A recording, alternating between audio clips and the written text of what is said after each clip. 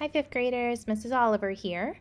I'm going to go over some comprehension with you on your floppy book story for this week. It is Unit 2, Week 4, and the story is called The Magical Lost Brocade. You can find it on pages 120 through 123.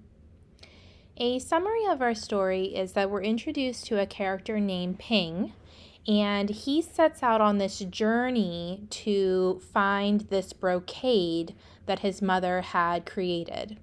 Now, a brocade is kind of like a quilt that you might know about.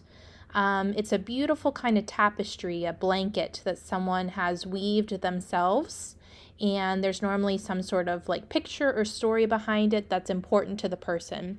It takes a long time to make, and when they're finished, they're normally really, really beautiful and have lots of detail. When his mother loses this brocade, she's very, very sad about it, so Ping decides that he's going to recover it. However, his journey is not easy throughout the story.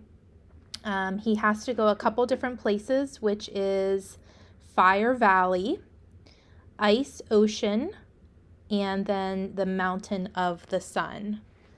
He meets a man who he borrows a horse from to take this journey, and the man gives him some advice of what he should and shouldn't do as he's traveling through these dangerous places. Ping ends up being a man of his word, which means he keeps his promise throughout the story. He does recover the brocade for his mom, returns it to her, and then the brocade magically comes to life. He has this beautiful home with his mom, he marries a princess, and they live happily ever after.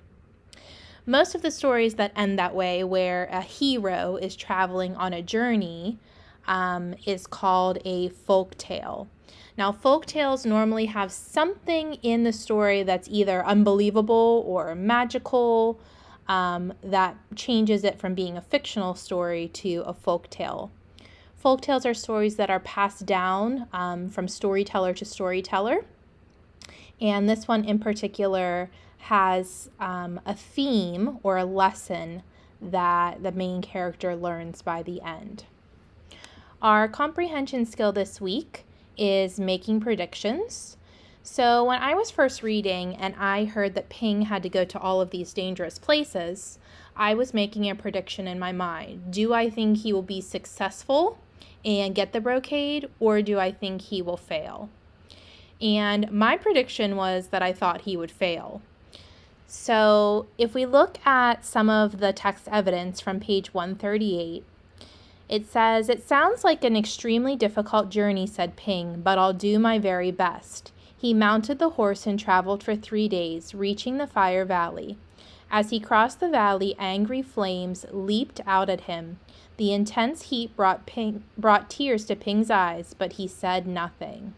I'm kind of changing my prediction a little bit. The man told him not to cry, not to make any sounds, and so far he's doing it. I'm going to keep reading. When he reached the other side of the valley, he saw the ice ocean. With Ping's gentle guidance, the horse entered the frigid waters. The sea touched Ping with icy fingers, but he didn't shiver once. So the horse and the rider crossed the sea, emerging safely on the other side. My initial prediction was wrong, but that's okay. That's part of reading. We have kind of guesses of what will happen, and then those guesses can either be confirmed or they can be changed depending on the text evidence that you read. Our comprehension skill is theme, and we can figure out the theme, the central idea or the message that comes across by reading the entire text and thinking about the ending as a whole. By putting two ideas together, I can form the theme. I want to know what the character says in the story.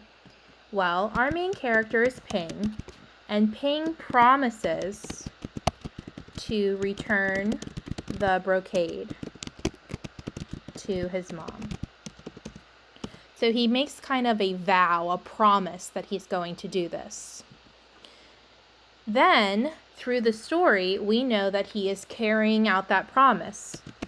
He travels to the Fire Valley,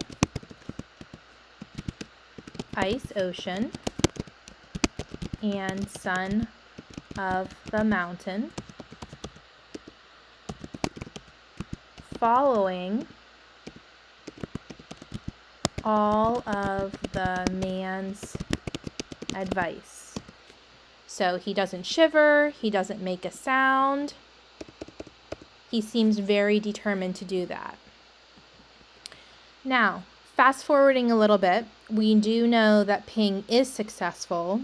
He retrieves the brocade, brings it back to his mom, and then magically it comes to life.